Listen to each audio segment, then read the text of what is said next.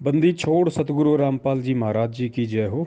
परमपिता परमेश्वर की सभी प्यारी आत्माओं को मुझ पवन दास का सत्साहिब।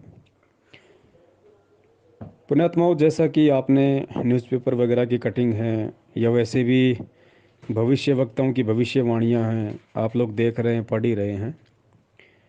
और समय बहुत विनाशकारी है, बहुत ही भयंकर समय आने वाला है। और कुछ तो प्रकृति का कहर है और कुछ जानबूझ के किया जा रहा है डीपॉपुलेशन के नाम पे। डीपॉपुलेशन का मतलब है जनसंख्या को कम करना। क्योंकि गुरुदेव ने भी एक सत्संग में कहा था कि बच्चों, अगर इसी तरह जनसंख्या बढ़ती रही तो आने वाले 100 साल में क्या खाएंगे, भूखे मरेंगे, धरती पे अन्न का दाना नहीं होगा। तो परमात्मा के पास तो उसका समाधान है, वो तो समर्थ होते हैं, वो तो कुछ भी कर सकते हैं। जिस प्रकार परमात्मा ने काशी में भंडारा किया, 18 लाख लोगों को परमात्मा ने झट से खाना खिला दिया 6 दिन तक। यहाँ का पानी भी नहीं लिया परमात्मा ने। और वैसे भी परमात्मा कहते हैं कि भाई लग 84 जीव का भोजन बसे आकाश। वो तो समर्थ है, उनकी तो हम बात ही नहीं करते। वो तो राई से पर्वत, पर्वत से राई कर दे परमात्मा। लेकिन यहाँ पे जो डीपॉपुलेशन का जो खेल चल रहा है, एक बहुत बड़ी साजिश इन वैज्ञानिकों की, बड़े बड़े पूंजीपतियों की। ये साजिश तो ये लोग कर रहे हैं, लेकिन साजिश का मुख्य षड्यंत्रकारी काल भगवान है। क्योंकि वास्तव में डीपॉपुलेशन का खेल काल भगवान खेल रहा है। क्योंकि उसको तो अच्छे से पता है कि वर्तमान में धरती पे परमात्मा आएगा या उसका कोई हंस आएगा। उसको तो श्योर है, कन्फर्म है, क्योंकि परमेश्वर ने कह दिया था और उसी ने वचन लिया था कि परमात्मा चौथे युग में आप जितने मर्जी जीव ले जाना। तो उसको अच्छे से पता है। अब ये तो आप और हमें पता है कि भाई हंस कोई नहीं आएगा, आए तो खुद परमात्मा ही का, और वो तो आ चुके हैं। लेकिन काल को भी ये तत्व ज्ञान नहीं है, इसलिए वो ये आइडिया लगा सकता है कि या तो भगवान खुद आएगा या उनका कोई भेजा हुआ दूत आएगा। क्योंकि जब परमात्मा जोगजीत रूप में तपस्या पे आए थे तो उसने जोगजीत ही समझा था, परमात्मा नहीं समझा उसको। तो उसको थोड़ा संशय है कि परमात्मा आ भी सकते हैं, भेष बदल के भी आ सकते हैं, और परमात्मा मेरे किसी भाई को भी सतलोक से भेज सकते हैं। तो डीपॉपुलेशन का मेन जो षड्यंत्रकारी है वो है काल भगवान। क्योंकि उसको जनसंख्या ज़्यादा से ज़्यादा क्यों मारनी है, आप और हम सबको अच्छे से पता है कि चौथा युग है और उसने वचन लिया हुआ है। वो ज़्यादा से ज़्यादा आत्माओं को समाप्त करेगा इस समय, जनसंख्या नियंत्रण के नाम पे, डीपॉपुलेशन के नाम पे। उसको पता है कि जितनी आत्माओं को अपने वश में कर लूँगा, जितनों को मार दूंगा, उतना मेरे हित में होगा। वरना ये सभी ज्ञान समझ के सत भक्ति मंत्र लेके यहाँ से निकल जाएंगे, मेरे मुख से निकल जाएंगे। तो षड्यंत्र केवल आध्यात्मिक लोग ही जान सकते हैं कि ये षड्यंत्र क्या है। षड्यंत्र सारा शैतान का है, काल का है। लेकिन निमित्त यहाँ के राजा महाराजा, साइंटिस्ट, पूंजीपति, बड़े बड़े लोग बने हुए हैं और खेल सारा स्टार्ट हो चुका है। अब देखिए, वैक्सीन के नाम पे किस तरीके से आप लोग न्यूज़ देख रहे हैं। ये सही भी है कि अगर वैक्सीन नहीं होगा, उसका सर्टिफिकेट नहीं होगा, तो आप हवाई यात्रा नहीं कर सकते, आप एक स्टेट से दूसरे स्टेट में जर्नी नहीं कर सकते, अपने बच्चों को स्कूल में नहीं पढ़ा सकते, कल को आप पेट्रोल पंप पे पेट्रोल नहीं ले सकेंगे, राशन की दुकान पे राशन नहीं ले पाएंगे। तो पुण्यात्माओं, खेल क्या है, हमने खेल को ध्यान में रखना है। देखो, दुनिया तो मर रही थी, पहले भी मर रही थी। दुनिया के साथ में अच्छा बुरा हो रहा था, पहले भी हो रहा था। ये मेन परीक्षा परमात्मा के भक्तों की है, सत भक्तों की है, सत सेवकों की है, सच्चे भक्तों की है।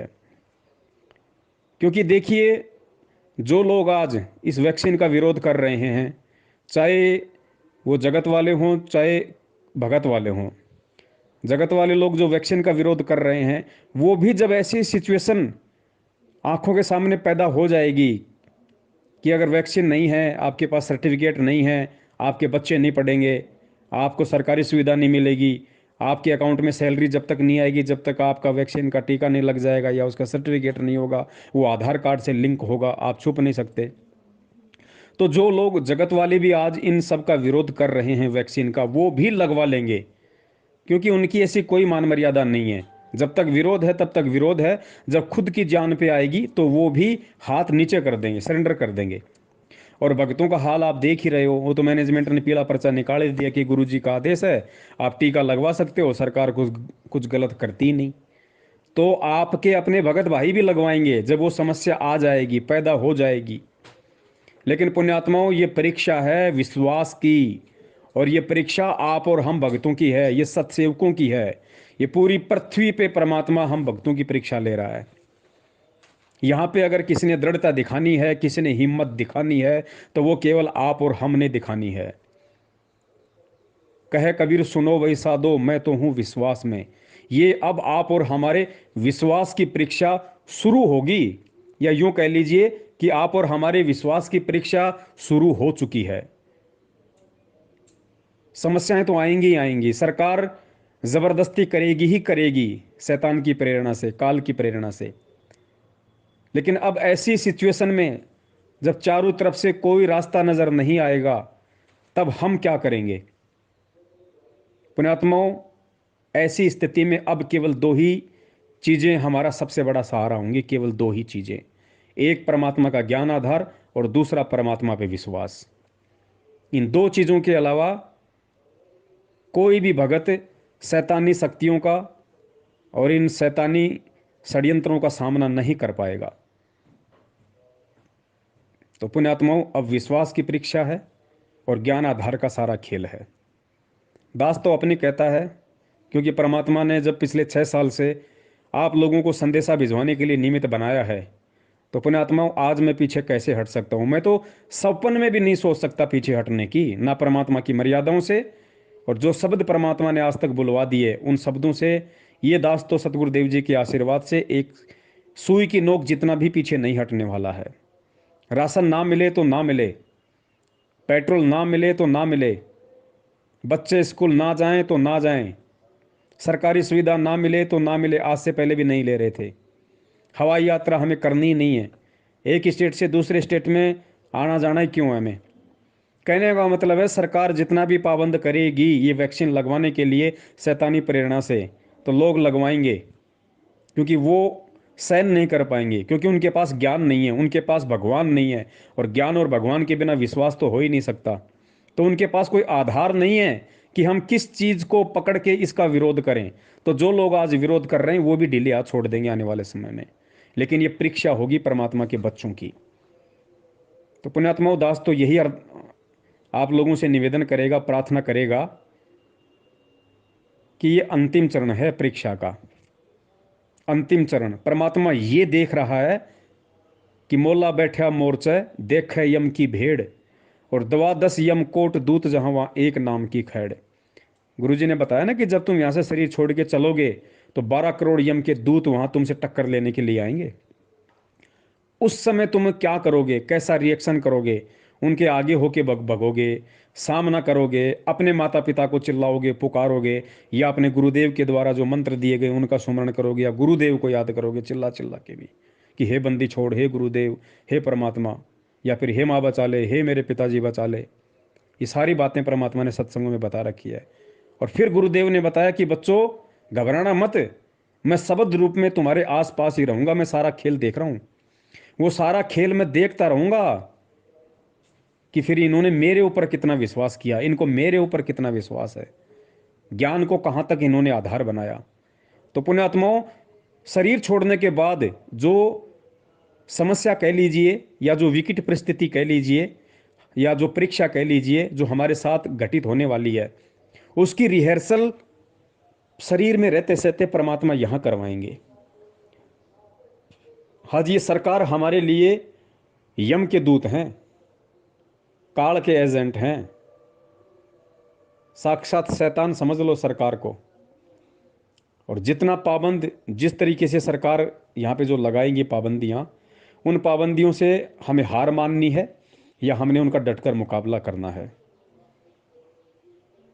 जेल जाना पड़े कोई दिक्कत नहीं, और कोई समस्या हो कोई दिक्कत नहीं, लेकिन पुण्यात्माओं हमने वैक्सीन नहीं लगवानी है।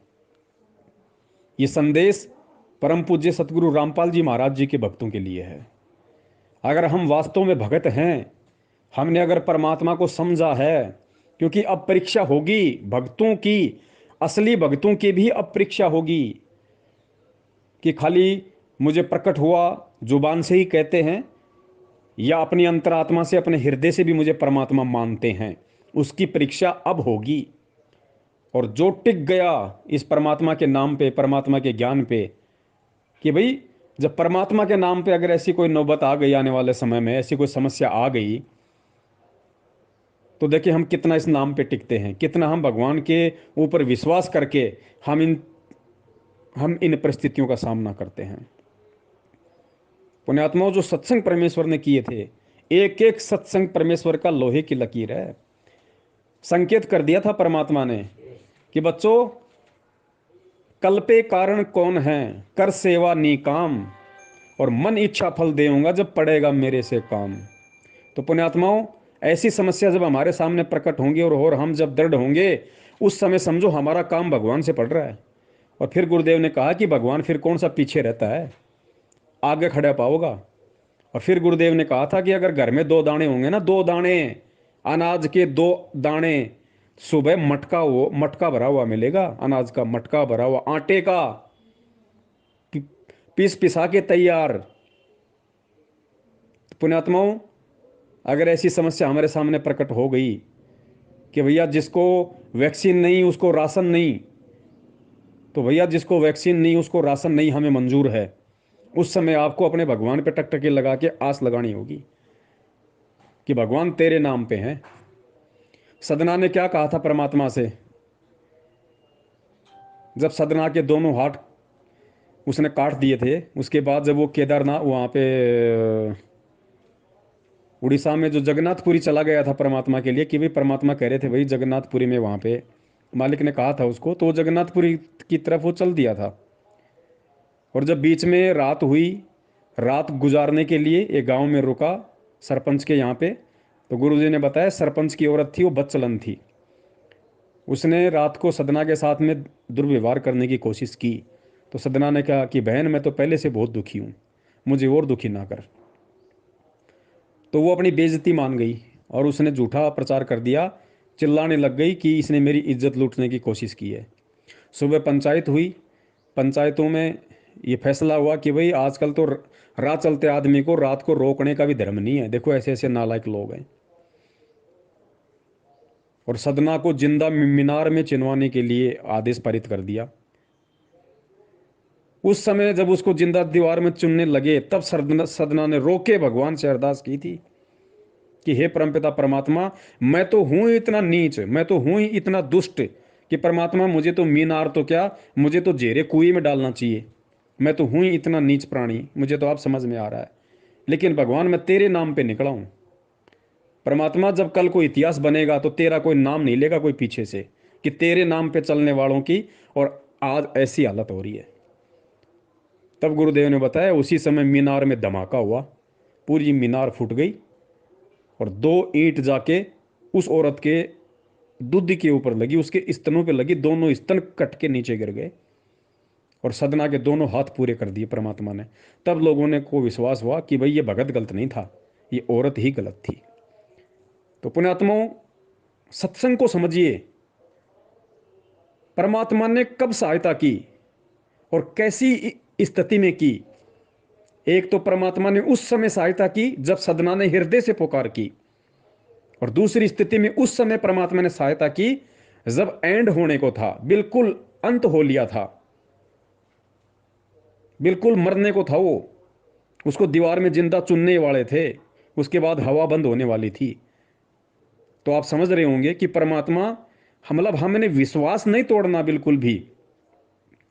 पुलिस पकड़ ले गई, मार रही है, पीट रही है, जेल में डाल दिया, पीछे से बच्चों को कोई खाने की व्यवस्था नहीं, कोई अच्छी कोई व्यवस्था नहीं, हमने इन चीजों की तरफ ध्यान ही नहीं देना कि परमात्मा तेरे वचन पे, जब तूने चमड़े से बने जूते पहनने के लिए मना कर दिया, तो उन जीवित पशुओं को मारकर जो वैक्सीन बनाई जा रही है उनके खून की, मैं वो कैसे लगवा लूं। मैं तेरे वचन पे रहूंगा मेरे मालिक, चाहे मैं जिंदा रहूं ना रहूं मुझे कोई टेंशन नहीं है, तेरे नाम पे मरूंगा ना तो कुछ अच्छा ही होगा।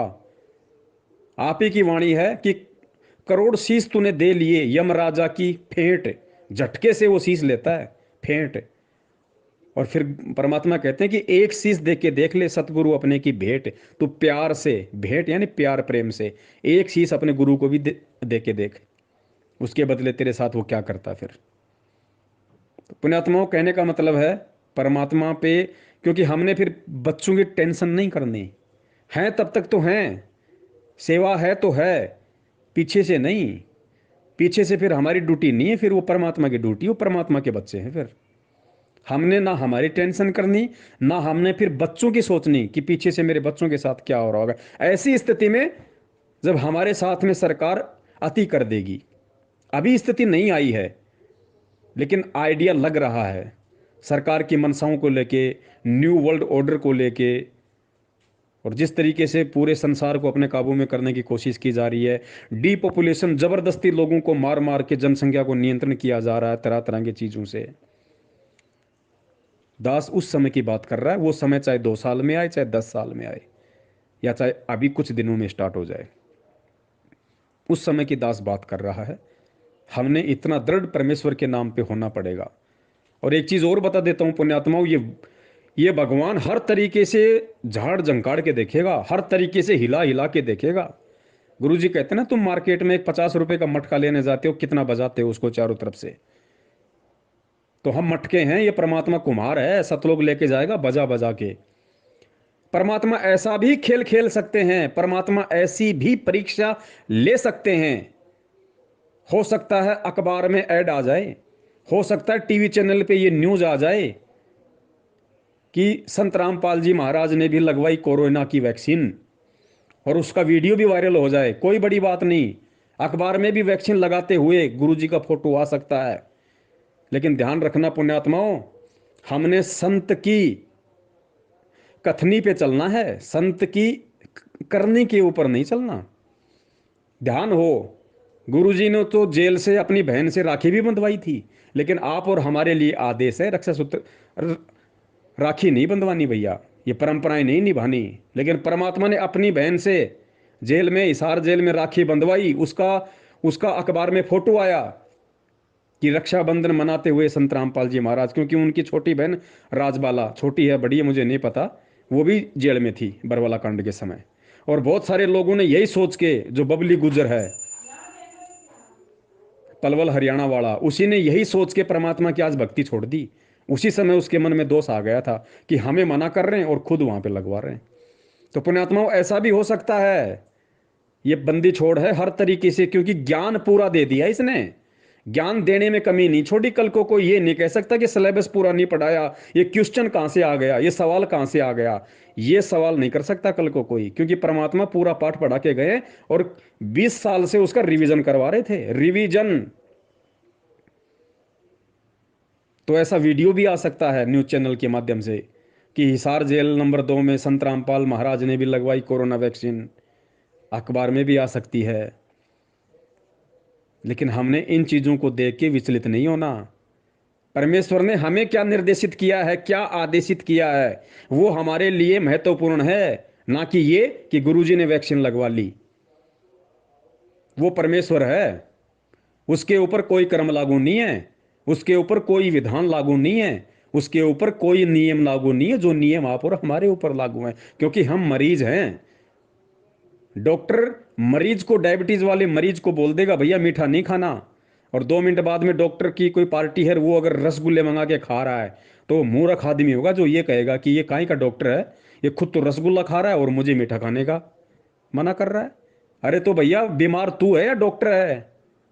तो पुण्यात्मा, ये अध्यात्म है, हमने बहुत सोच समझ के एक एक कदम, क्योंकि यही परीक्षा है, समझ लो बस फाइनल। ऊपर फिर कोई परीक्षा नहीं है। जो इस परीक्षा में यहां पास हो गया ना, रास्ते में फिर कोई यम का दूत नहीं है। फिर उन आत्माओं को परमेश्वर कहते हैं, मैं कर दूं पल में पार हो जा रजा तेरी, तुम कर दो पल में पार हो जा रजा तेरी। पल में पार कर देगा परमात्मा, क्योंकि ये नुक्ता होगा। और परमेश्वर कहते हैं नुक्ते ऊपर रिझेगा तेरे, तेरे करोड़ कर्म जल जाए, नुक्ते ऊपर रिझेगा करोड़ कर्म जल जाए तुम्हारे। तो परमेश्वर को पता है कि ये शरीर छोड़ने के बाद क्या संघर्ष करेंगे। ये यम के दूतों से, जिनकी आकृति विकृति शरीर देख देख के अच्छे अच्छे डर जाते हैं। हम कहीं रात को गली में अकेले जाएं, सामने से कोई कुत्ता आ जाए तो हमारी लेटरिन निकलने को हो जाती है। हम शरीर छोड़ने के बाद में यम के दूत, जिनको देखते ही आदमी का कालजा फट जाए।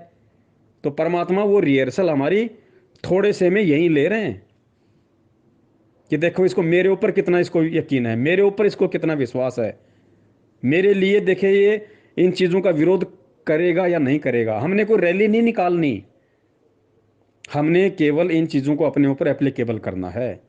हम नहीं लगवाएंगे तो नहीं लगवाएंगे, चाहे सरकार नाराज हो, चाहे सरकार का बाप नाराज हो, चाहे जेल में डालें, चाहे काले पानी की सजा दें।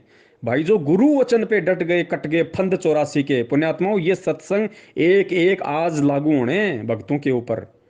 इनको मत देख के चलना आप, कोऑर्डिनेटरों को, नामदान संचालकों को, मैनेजमेंट को। ये नहीं कर पाएंगे हिम्मत, इनकी नहीं बस की बात है। इन्होंने तो पहले ही ऊपर हाथ खड़े कर दिए काल प्रेरणा से, कि एक भगत ने अरदास लगाई थी तो गुरुजी ने कहा कि भाई कोई दिक्कत नहीं, कोरोना की वैक्सीन लगवा सकते हो, सरकार कभी गलत नहीं कर सकती। मैं ज़्यादा डिटेल में नहीं जाऊंगा कि सरकार क्या कर सकती है और क्या नहीं कर सकती। पहले मैंने आप लोगों को बता दिया कि सरकार क्या क्या कर सकती है। अगर सरकार गलत नहीं कर सकती, अगर गुरुजी ऐसा बोलते और मैनेजमेंट ये बात आज भक्तों को कह रहा है, तो उन्हीं भक्तों की क्यों ऐसी की तैसी इस मैनेजमेंट ने करवाई, खट्टर आईजी अनिल राव के खिलाफ पोस्टर बनवा बनवा के कि बरवाला कांड इन्होंने कराया, एक राजनीतिक षड्यंत्र था, एक साजिश के तहत सरकार ने गुरुजी को जेल में डाल रखा है, हरियाणा के जाटों के साथ तुम हो गए सरकार को नीचे गिराने के लिए। तो उस समय कहाँ था तुम्हारा ये ज्ञान कि सरकार कुछ गलत नहीं कर सकती? और अगर सरकार गलत नहीं कर सकती तो आज से पहले क्यों ड्रामा बनाया इन भक्तों का, क्यों इनके कर्म फुड़वाए सरकार के खिलाफ पोस्टें डलवा डलवा के? तो ये मैटर अलग है। दास निवेदन कर रहा है पुण्यात्माओं, भयंकर जोर का समय है और आने वाला है, और कोरोना से भी कई बड़ी बड़ी महामारियां आएंगी। सरकारें इन महामारियों, क्योंकि मैन मेड हैं, ये मैन मेड है, ये आदमी के द्वारा सर्जित की गई महामारियां हैं, ये वायरस वगैरह ये। और करवा कौन रहा? ये काल करवा रहा है, इसको आप और हम समझ सकते हैं। और इन महामारियों के बीच में इन्हीं का फायदा उठा के ये डीपॉपुलेशन का खेल खेला जाएगा, लोगों को गुलाम बनाने की पूरी साजिश की जाएगी। तो भाई आपने किस तरीके से, क्योंकि यो सौदा फिर नहीं रसन, तो यो सौदा फिर नहीं। कोई अगर ढीले हो तो भी छोड़ देगा कि भाई नहीं होगा हमसे तो इतना। भाई रास्ता यो ही है सतलोक जाने का, गुरुजी ने कह दिया। भाई यो कलयुग, यो ही समय और यो ही गुरु और यही नियम, यही भक्ति, और काल इसी तरीके से हाथ पकड़ पकड़ के हिलाएगा। चाहे इस जन्म में हिम्मत दिखा दो, या चाहे फिर किसी अगले जन्म में अगर तुम्हारा सूत बैठ जाए, अगर मौका मिल जाए तुम्हें, तो भाई उस जन्म में ही मत कर लेना। और कोई तरीका नहीं है सतलोक जाने का, हर जन्म में यही कलयुग है सतलोक जाने का। और इसी तरीके से हर कलयुग में ऐसे ही एक वायरस आएगा, ऐसे ही ये सारी महामारियां आएंगी, इसी तरीके से सरकारें पाबंद करेंगी। हिम्मत करनी पड़ेगी, चाहे इस जन्म में कर लो या चाहे गधे कुत्ते सूअर बन के फिर अगले किसी जन्म में कर लेना, वो तुम्हारी अपनी मौज, तुम्हारी अपनी मर्जी। तो दास का तो निवेदन है कि दास तो परमपिता परमेश्वर जी की दया से, उनके आशीर्वाद से, हालांकि मेरी तो कोई औकात नहीं है, मैं तो दो कौड़ी का जीव हूं, लेकिन मैं हिम्मत करूंगा भाई। हिम्मत मुझे दिखानी पड़ेगी, मुझे करनी पड़ेगी, मुझे परमात्मा को रिझाना पड़ेगा। क्योंकि परमात्मा और काल दोनों आमने सामने बैठे हैं, और काल परमात्मा के ऊपर टोंट कस रहा है, टोंट, कि देखता हूं तेरे ज्ञान का कितना असर हुआ इनके ऊपर, और देख दिखाता हूं तेरे को ये तेरे भगत हैं या मेरे गुलाम हैं। वो काल परमात्मा को कह रहा है कि अभी देख दिखाता हूं आंखों के सामने, ये तेरे भगत हैं या मेरे नौकर हैं, मेरे दास हैं, मेरे गुलाम हैं। तो पुण्यात्माओं, आपने परमेश्वर की गर्दन नीची करवानी है काल के सामने, या परमेश्वर का सीना चौड़ा करवाना है? क्योंकि सारा गेम यहाँ पे भक्तों को लेके हो रहा है। ये 21 ब्रह्मांड एक शतरंज का खेल है, और दो खिलाड़ी हैं, काल और परमात्मा, आप और हमें गोटियां। गोटी काल के हाथ में आ गई तो काल नचाएगा, परमात्मा के हाथ में आएगी तो पोबारा 25 कर देगा। तो हमने किसको जिताना है, किसको हराना है, ये इतना ज्ञान देने के बाद परमात्मा ने हमारे ऊपर ही छोड़ दिया कि बच्चों, मेरी इज्जत और मेरी बेइज्जती अब तुम्हारे हाथ में है, तुम क्या करते हो। क्योंकि जबरदस्ती नहीं कर सकता परमात्मा, नहीं तो किसी की औकात नहीं, ना काल की ना किसी और की। लेकिन ये खेल जबरदस्ती का नहीं है, ये खेल विश्वास का है, कि हम अपने बाप पे विश्वास करते हैं, या हम काल के द्वारा जिस तरीके से हमारे को हाथ पकड़ के हिलाया जाएगा, हमारा विश्वास उस समय डगमग होता है। हम किसकी नजरें नीची करवाना चाहते हैं, और किसका सीना मतलब फक्र से और बिल्कुल सामने करवाना चाहते हैं। तो भक्तों को देख के मत चलना अब आपस में, हो सकता है कल को ऐसी विकट परिस्थितियां पैदा हो जाएं, सरकार को नेट भी बंद करना पड़ जाए, क्योंकि सरकार के हाथ में पूरा तंत्र है और सरकार काल की एजेंट होती है, शैतानी पावर है सारी। कल को आपका व्हाट्सएप भी बंद हो सकता है भाई, आपका फेसबुक भी बंद हो सकता है, आपकी यात्राएं भी बंद हो सकती हैं। उस समय ये मत सोचना कि कोई पवन दास का संदेशा आएगा या गुरु जी का कहीं से कोई सत्संग कोई भेजेगा मुझे। उस समय किसी से कोई उम्मीद मत करना। उस समय तुम्हारा ज्ञान आधार काम आएगा, तुम्हारा विश्वास काम आएगा। दुनिया में दूसरी तीसरी चीज तुम्हें सहायता नहीं करेगी, ना बाप करेगा, ना माँ करेगी, ना पड़ोसी करेगा। औरों का तो मतलब ही क्या है। परमात्मा बैठा हुआ है, परमात्मा उसी की करेगा जो परमेश्वर का होगा, और परमेश्वर का वो होगा जो ज्ञान को आधार प्लस विश्वास। दो फॉर्मूले हाथ पकड़ लेना, एक हाथ में ज्ञान आधार और एक हाथ में विश्वास। ये दो हथियार है हमारे। ज्ञान का राज, ध्यान की तुरिया। ये ज्ञान रूपी राज और ये विश्वास और मालिक का ध्यान। पुण्यात्माओं, यही एक फॉर्मूला है और कोई फॉर्मूला नहीं है। अब चिल्लाने से भी बात नहीं बनेगी। चिल्लाने वाला भी कमजोर ही माना जाएगा कि हे बंदी छोड़, हे बंदी छोड़, वो भी कमजोर माना जाएगा। क्योंकि डॉक्टर ने जब मरीज को गोली दवाई दे दी और तो अगर पीड़ा ज़्यादा बढ़ गई तो हे डॉक्टर साहब, हे डॉक्टर साहब करने से डॉक्टर नहीं बचाएगा। डॉक्टर ने बचने का तरीका दे दिया। हाँ, डॉक्टर आपको विश्वास दिला सकता है अपना भाषण देके, दो शब्द बोल के कि बेटा ये गोली हैं, ये बहुत अच्छी कंपनी की हैं, ये गोलियां मैंने बहुत सारे लोगों को दी है बेटा, तुरंत असर करती हैं, तो टेंशन काहे को लेता है। डॉक्टर आपका विश्वास बंधा सकता है, लेकिन काम तो गोली नहीं करना है।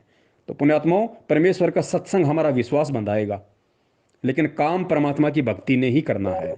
वो विश्वास आपने अपने अंदर पैदा करना पड़ेगा डॉक्टर के सत्संग सुन के कि डॉक्टर जो कह रहा है 100% सत्य है। और डॉक्टर ने असंख्य बार कह दिया कि बच्चों अगर ऐसी जिस दिन नौबत आ गई, क्योंकि नौबत तो आनी थी, वरना परमात्मा को वो सत्संग बोलने की जरूरत ही नहीं थी। परमात्मा सबसे बड़ा भविष्य वक्ता, सबसे बड़ा दिव्य दृष्टा होता है, सबसे बड़ा त्रिकालदर्शी, क्या अनंत कालदर्शी होता है। तो ये सत्संग अगर परमेश्वर ने किया है कि बच्चों अगर घर में 2 दाने होंगे परमात्मा मटका भर देगा। मालिक को पता था कि वो समय भी शैतान लाएगा, यहाँ पे वो समय भी आएगा, मेरे बच्चों के सामने ऐसी विकट परिस्थिति भी आएगी। तो इस सत्संग को आधार बना के विश्वास करके हमने घर में बैठ के लेके माला बैठ जानी है। भगवान से दूर हो गए, ना इधर के ना उधर के, धोबी के कुत्ते वाली हालत हो जाती है तुम्हारी। काल ऐसा करके छोड़ देता है। तो इस वर्तमान के संघर्ष के समय में जो संघर्षशील रहेगा, जो न टूटेगा, न डिगेगा, न झुकेगा, न मुड़ेगा, भगवान को सिर सौंप दिया तो सौंप दिया, उस आत्मा की परमात्मा फिर उस संघर्ष के समय रक्षा करेगा, जो आज उस परमात्मा के लिए संघर्ष कर रहा होगा। और किस प्रकार परमात्मा रक्षा करेगा? भक्तिहीन प्राणी और जो भगत आज मर्यादाओं में नहीं है, जो परमेश्वर को परमेश्वर नहीं मान रहे, उनकी स्थिति होगी उस समय कि गंदी नाली में अगर रोटी का टुकड़ा भी मिल जाए तो खाने को मजबूर होंगे। और जो भगत होंगे, जो सत्सेवक होंगे, सच्चे सेवक होंगे परमात्मा के, उनकी परमात्मा कैसे रक्षा करेगा? सुनो गुरुदेव के मुख कमल से। जैसे दास बार बार आपको कथा सुनाता है कि जिस समय परमात्मा के नाम से झूठी चिट्ठी लिख दी थी कबीर जी के नाम से, और 18 लाख प्राणी साधु संत आगे थे। वो साधु संत कौन थे? घर छोड़कर जंगलों में अपने गुरुओं के पास भक्ति के लिए, भगवान के लिए भटक रहे थे। वो उनकी विशेष प्यारी आत्मा थी। अब वहां उन 18 लाख को 3 दिन तक झोंपड़ी में बैठे गरीब दुलाई ने, वो तो भगवान थे, लीला कर रहे थे, 3 दिन तक उनको वो भोजन खिलाया जो कभी सुना भी नहीं था उन महापुरुषों ने, भक्तों ने, साधुओं ने। और सोना की मोहर दी और दोहर दी और छक्के हलवा पूड़ी कचौड़ी जलेबी छक खावत छा बखावत दिन में भूखे मरे तिंदरे बुगड़े खानिए थे होते। तो उनके लिए जब ये लीला कर दी, पृथ्वी का को माल भी नहीं था, सतलोक से ला दिया जाता है। पृथ्वी का माल नहीं था, काशी का भंडारा किया परमेश्वर ने, 18 लाख को खिलाया दिन में 4-4 बार।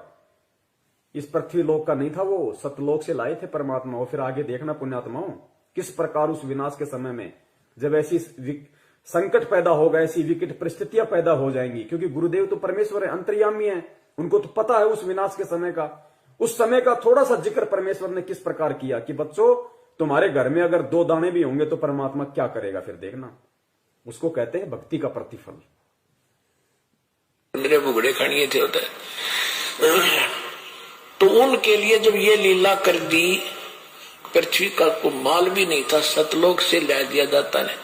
तो आने वाले समय में जैसे जनसंख्या बढ़ रही है, 100 वर्ष के बाद क्या खाएंगे ये, अगर ये माहौल नहीं बदलाते। फिर भगवान व्यवस्था करेगा। आपके घर में 2 दाने होंगे, तड़के भरा पाओगा मटका, पिप्पा भरा पाओ। आपके घर में 2 दाने होंगे ना, 2 दाने, तो परमात्मा कहते हैं भक्तिहीन प्राणियों की तरह मैं तुम्हें गंदी नाले में पड़ा हुआ रोटी का टुकड़ा नहीं खाने दूंगा। बच्चों, तुम्हारे घर में अगर 2 अन्न के दाने भी होंगे रात को, तो सुबह तुम्हारे उठने से पहले परमात्मा उस मटके को अनाज से भर देगा। ऐसी रक्षा करेगा परमेश्वर अपनी आत्माओं की।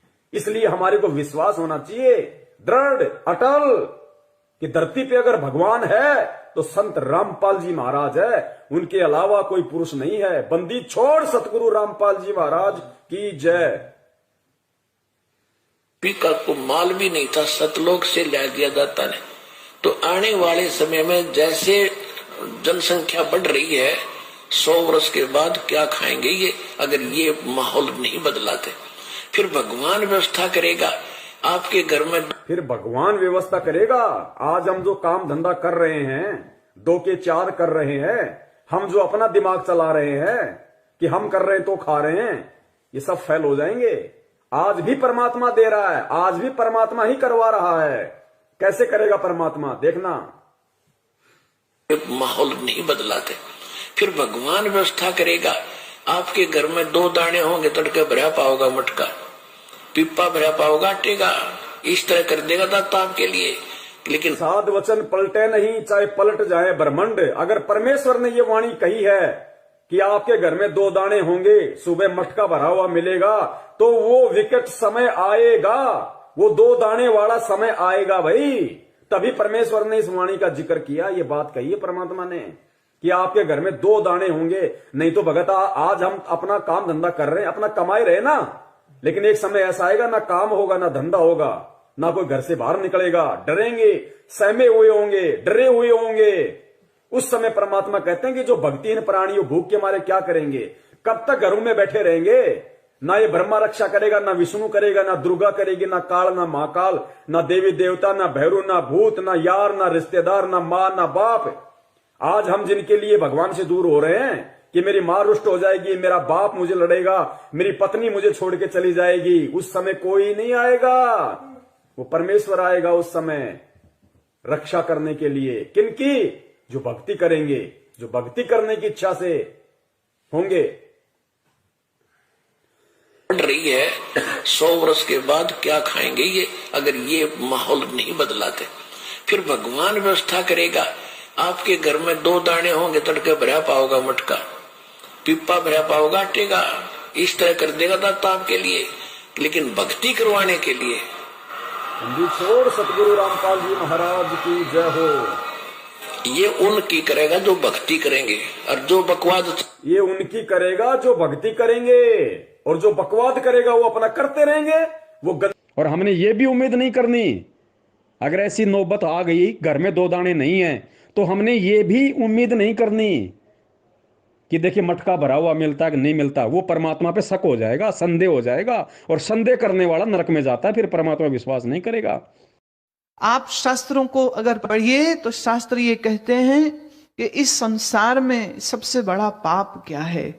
बोले माता पिता की हत्या कर देना भी बड़ा पाप नहीं, गौ की हत्या कर देना भी बड़ा पाप नहीं, जितना बड़ा यह पाप है कि तुम अपने गुरु पे संशय करने लग जाओ।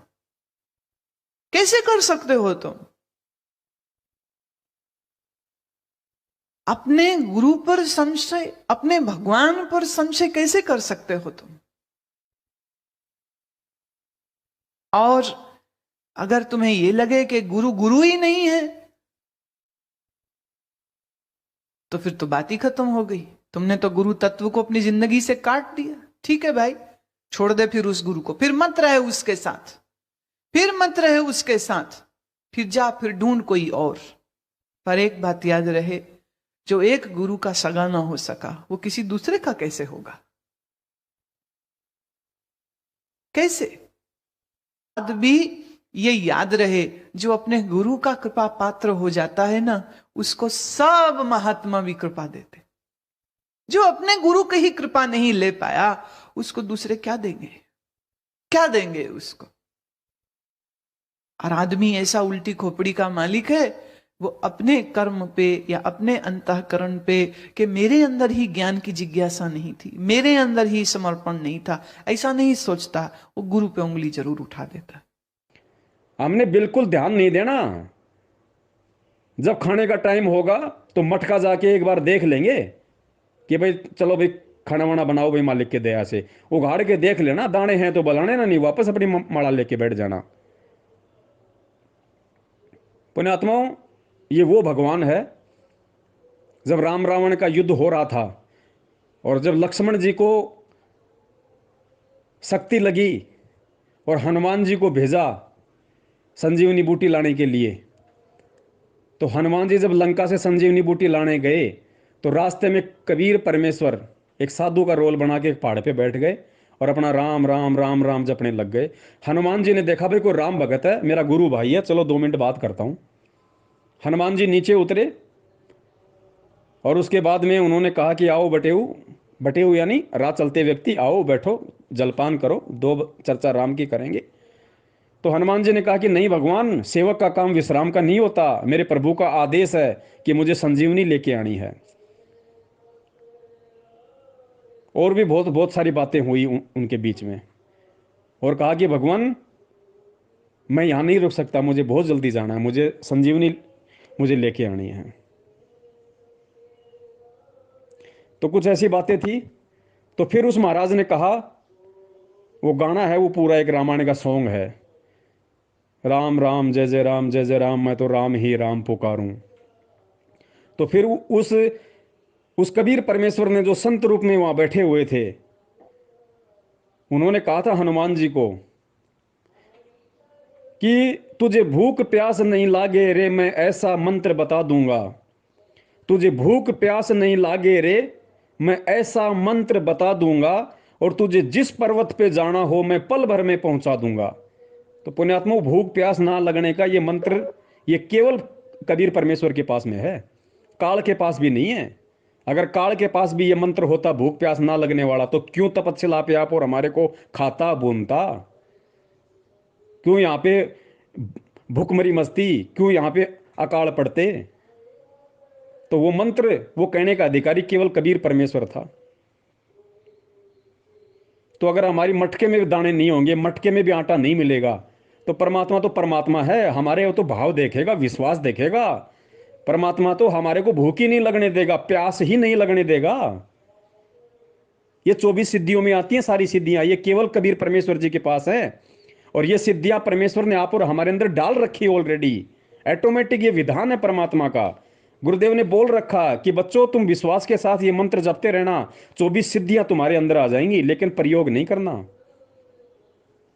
तो पुण्यात्माओं, ऐसी परिस्थिति यदि हमारे सामने आ गई तो हमने अपने मन में कहीं ये ना सोच लेना, अपनी भक्ति को मत बिगाड़ देना। ये मेरे ऊपर भी लागू हुई, आपके ऊपर भी लागू। मैं आपको कोई उपदेश नहीं दे रहा, मैं केवल परमात्मा का कुत्ता निमित्त बन के संदेशा दे रहा हूं। कहीं अपनी भक्ति को यहां भी मत बिगाड़ लेना अविश्वास करके परमात्मा पे। कई लोग बोल देते ना दुखी होके, परेशान होके, हे परमात्मा मुझे उठा ले इस परिवार से, मैं तो बहुत दुखी हो गई, मैं तो बहुत दुखी हो गया इन बच्चों के आगे। तो ऐसी स्थिति में उस समय मत बोल देना कि परमात्मा सतलोक जाएंगे तब जाएंगे, परमात्मा मुझे तो मेरी भक्ति का प्रतिफल आज ही दे दे, मैं तो भूखा मर रहा हूं, परमात्मा दे दे कुछ अगर तेरे पास में है तो। ये भी मत बोल देना, क्योंकि ऐसी परिस्थितियां भी ये काल पैदा करेगा भक्त का, ये भक्ति खंडित करवाने के लिए। ये आपको परमेश्वर के दया से दास वो बातें बता रहा है पुण्यात्माओं, जो बातें हमारे को याद रखनी है। हमारे दिमाग में नहीं है ये बातें, लेकिन ये बातें हमारे को याद रखनी है, क्योंकि इस हद तक भी ये काल इस नीचता पे उतरेगा। अब ये युग परिवर्तन का समय है। वो जितनी आत्माओं को खा सकेगा, मार सकेगा, मारेगा।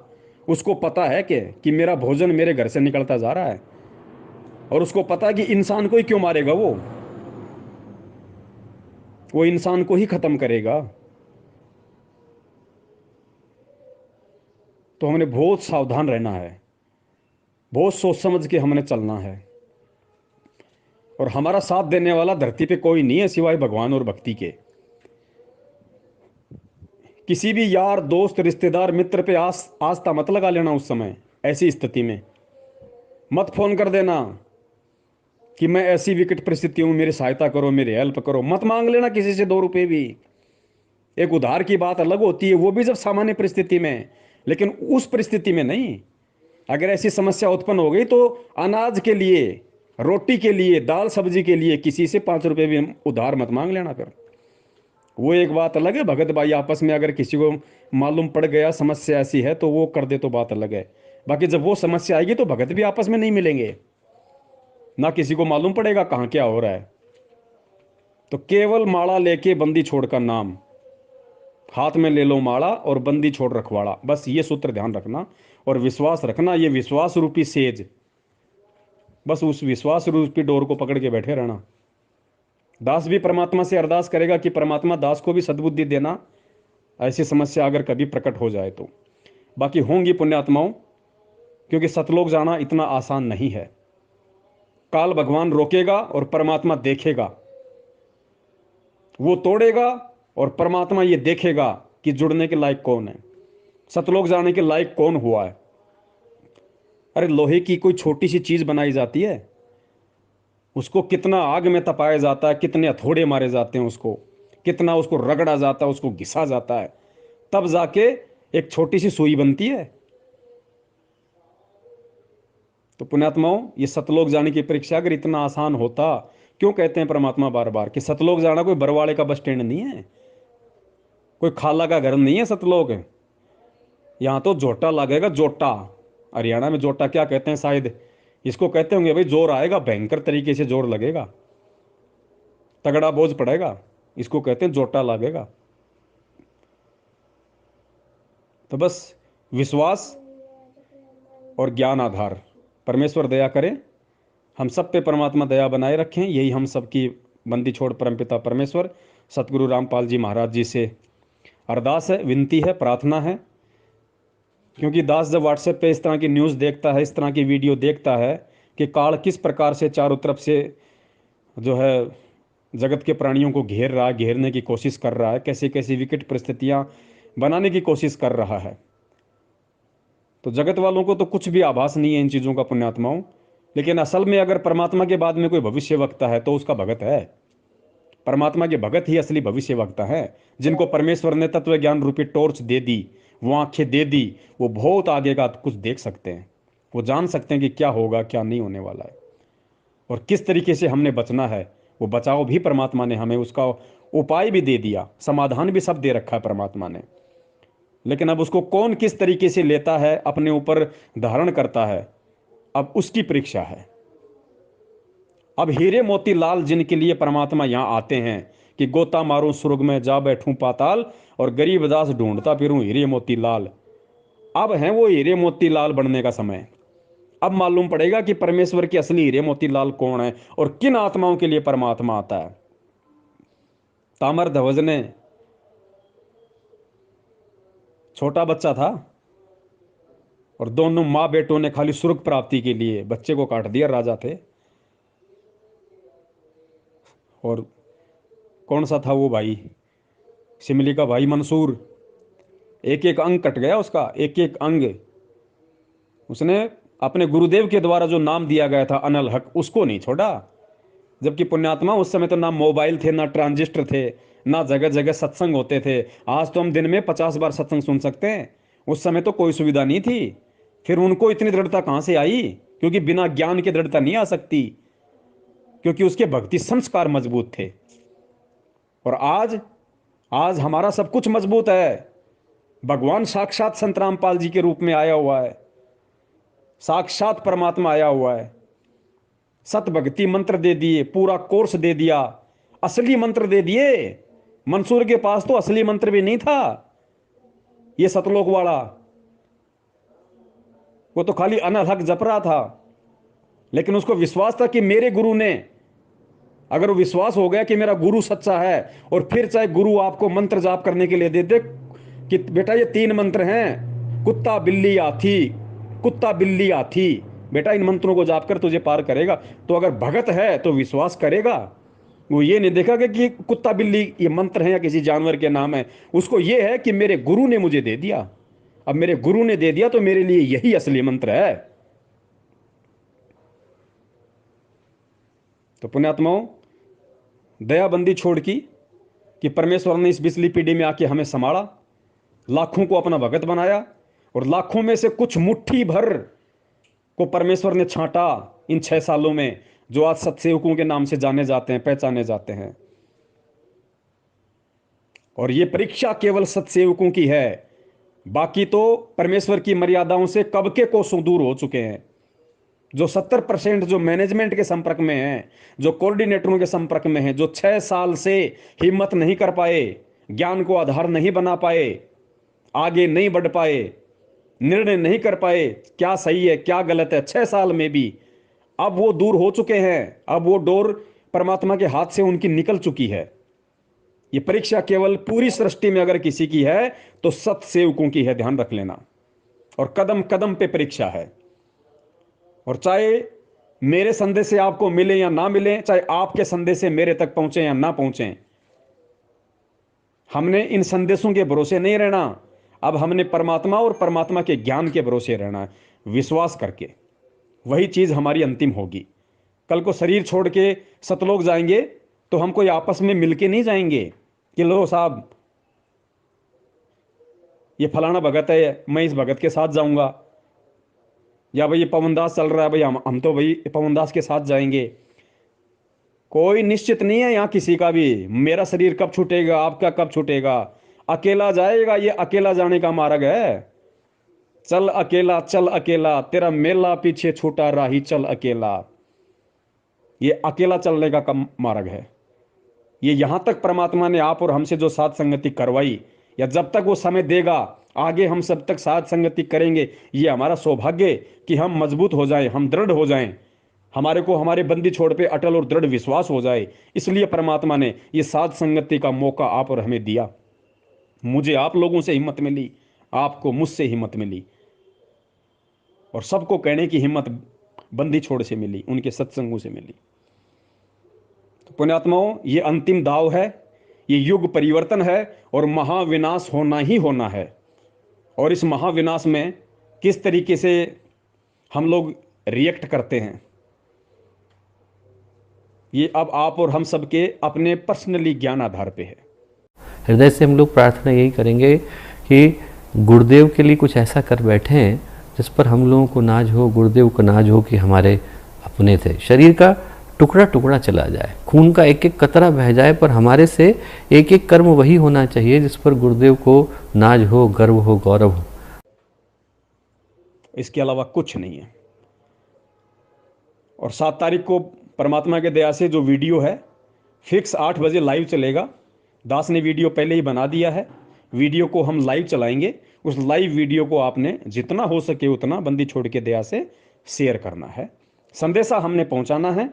बाकी कोई माने ना माने ये ना हमारी जिम्मेदारी, ना हमारी ठेकेदारी। कल को हम भगवान के दोषी ना हो कि बच्चों तुमने अपने भगत भाइयों तक संदेशा क्यों नहीं पहुंचाया। उस वीडियो में जगत के लिए संदेशा भी है और भगत के लिए संदेशा भी है। तो उम्मीद करता हूं आप सब भी परमपिता परमेश्वर जी के आशीर्वाद से इस ज्ञान को आधार बना के विश्वास रूपी नैया में बैठे रहोगे, और बंदी छोड़ का सीना और उनकी नज़रें काल के सामने नीचे नहीं होने दोगे। बाकी सबका अपना अपना ज्ञान आधार, सबकी अपनी मर्जी। घोड़े के आगे खाली घास डाली जा सकती है, जबरदस्ती नहीं खिलाया जा सकता। बंदी छोड़ सतगुरु रामपाल जी महाराज की जय हो। सत साहिब।